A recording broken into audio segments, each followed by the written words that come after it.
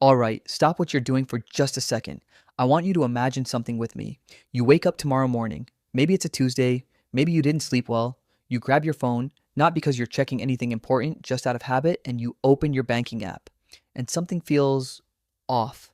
Not bad off, not scary off, just different. The number staring back at you is higher than you remember. And here's the thing, you didn't get paid yesterday.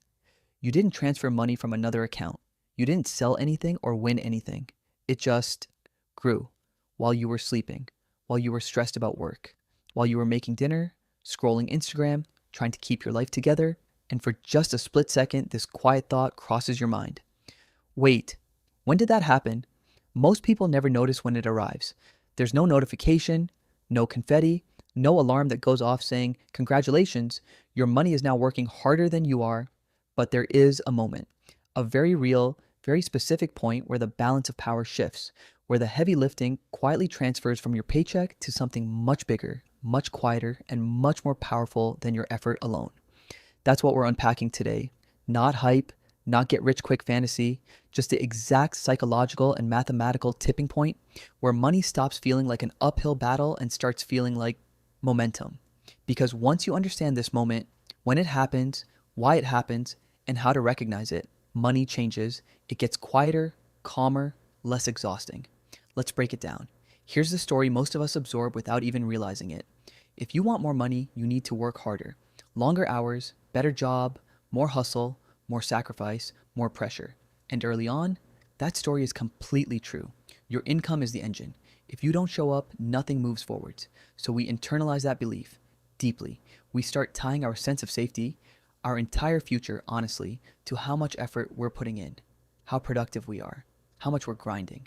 And when progress feels slow, we assume we're doing something wrong, that we're behind, that everyone else figured out some secret we missed. But here's what almost nobody explains clearly. There are two completely different forces at play in your financial life, and they don't share the workload evenly forever. At the beginning, almost all progress comes from you, your discipline, your savings, the money you manually transfer while telling yourself, "I'll feel better about this later." That phase is exhausting because it's supposed to be. You're building the foundation. But then there's the other force, the quiet one, the one that doesn't care if you're motivated this week or burnt out, the one that compounds whether you're confident or terrified, patient or frustrated. And here's the brutal part. Most people quit right before that second force starts to matter. In the early years, compounding barely shows up. You invest, you save, you wait, and the numbers move so slowly they almost feel fake. You might put in thousands over an entire year and see maybe a few $100s in growth. Maybe it feels underwhelming, discouraging even. So your mind jumps to a dangerous conclusion. This isn't working, but it is working. Just not loudly yet. Here's what most people misunderstand. They assume saving and compounding grow together at the same pace, that if you're doing everything right, the effort and results should feel proportional. But they're not. They never are. Saving is linear. You add money one paycheck at a time. It's visible, predictable. You can see it happening. Compounding is exponential. It's subtle at first, almost invisible, and then, slowly, almost sneakily, it bends the curve.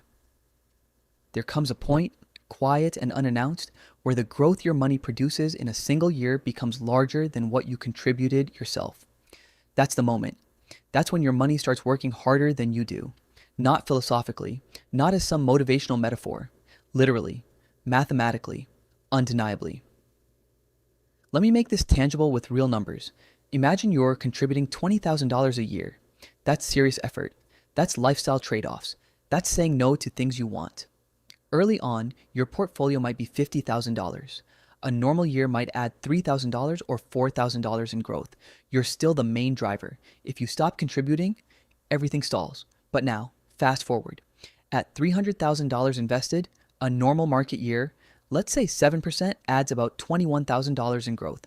Suddenly, it's a partnership. Half you, half the market doing its thing. Then something flips. At $500,000, that same 7% return generates $35,000. Without you lifting a finger, without extra stress, without working overtime or taking on a side hustle, your $20,000 contribution, still meaningful, but it's no longer the hero of the story. At $750,000, a single good year can add over $50,000, more than twice what you're putting in. And at a million, growth can exceed $70,000 annually. At that point, even strong contributions start to feel small. This is the crossover moment, the point where growth overtakes contribution, where the system you built quietly takes the lead while you're just living. Most people think wealth comes from intensity. In reality, it comes from timing and patience. What surprises people most isn't just how long it takes to reach this moment, it's how dramatically things change afterward. The first $100,000 can take a decade, sometimes longer. It feels painfully, brutally slow because it is. This stage isn't about acceleration, it's about building the habit, teaching your life to support saving without feeling constantly deprived. At this level, if you stopped contributing entirely, compounding alone would take forever to do anything meaningful. Your effort still matters. A lot. The next $200,000 comes faster, maybe 5 to 7 years, but it still tests your patience. You start noticing growth, but it doesn't feel powerful yet. It feels polite, encouraging, but not life-changing. Then you hit $300,000 to $500,000, and suddenly the portfolio has weight, substance. Time finally has something real to work with. This is when people say things like, it feels like everything finally clicked. Not because they suddenly got smarter, not because they discovered some secret strategy, but because the math finally caught up to their consistency. And this is also where something unexpected happens. The anxiety starts to ease. You stop checking your accounts obsessively. Market dips still sting, but they don't feel existential. You realize that even imperfect years, even flat years, don't derail the entire plan. Your money starts absorbing shocks for you. There's a mental transformation that happens here that's almost impossible to describe until you experience it. Up until this crossover point, money feels fragile, breakable. Like one bad decision, one job loss, one unexpected expense could collapse everything. So you stay tense, alert, constantly vigilant. After the crossover, money starts to feel sturdier. Not infinite, not invincible, just less fragile. You realize progress doesn't depend on you being perfect anymore. Time is carrying some of the weight, the system has momentum, and that changes how you make decisions. You stop chasing every opportunity that comes your way. You stop reacting emotionally to short-term noise. You start thinking in decades instead of quarters. This is why people who reach this stage often seem mysteriously calm about money. It's not that they don't care, it's that they no longer need to force progress every single month or year. Their money has momentum, and momentum is a different game entirely. There's a concept in the financial independence world that captures this idea beautifully, even if the name sounds a little strange at first. It's called coast fire. The idea is elegantly simple. You build enough early on that at a certain point, you no longer need to add more for the math to work out. Your existing money can coast, just grow naturally, and still reach whatever future you're aiming for. That doesn't mean you stop working or stop saving. It means contributions become optional rather than essential. And that optionality, that's power. Imagine knowing that even if you changed careers, took a lower paying job you actually enjoy, or stepped back to focus on family, your long-term financial future would still be intact. Not because you're reckless, but because you did the hard work early and gave time enough room to do its job. That's what it means when money starts working harder than you do. It doesn't replace your effort overnight.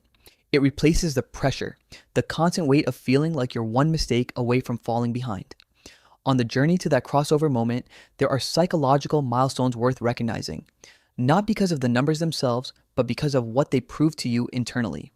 The first $10,000 isn't about wealth, it's about identity.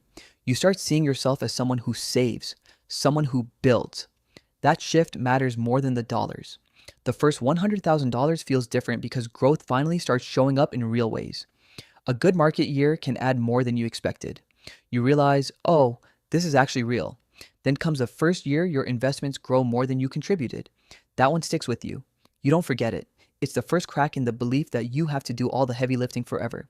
Later, for some, there's the moment when the portfolio earns more in a year than your job pays you. That's not about quitting work. It's about perspective.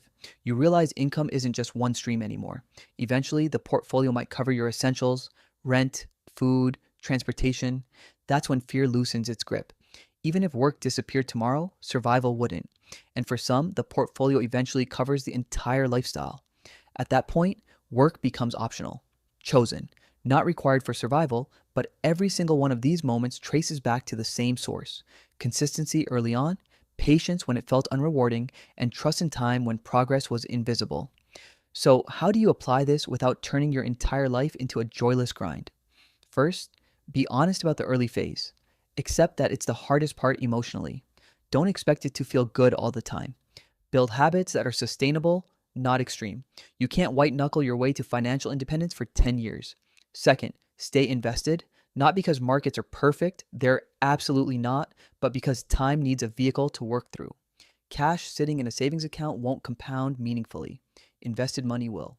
Third, measure progress in systems, not just account balances. Are you saving consistently? Are you avoiding panic decisions during downturns? Are you letting compounding do its slow, quiet, unglamorous thing? And here's the big one: don't compare your chapter 2 to someone else's chapter 20. Every person who looks lucky or ahead went through the same boring, frustrating early years you're going through right now. They just didn't quit when the numbers felt embarrassingly small.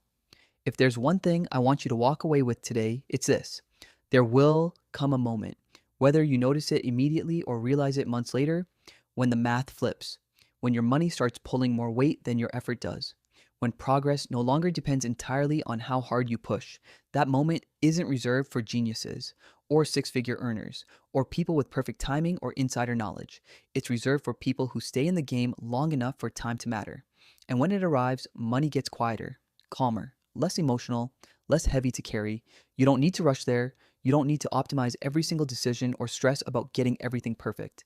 You just need to keep showing up consistently, patiently, until the system you're building can finally return the favor.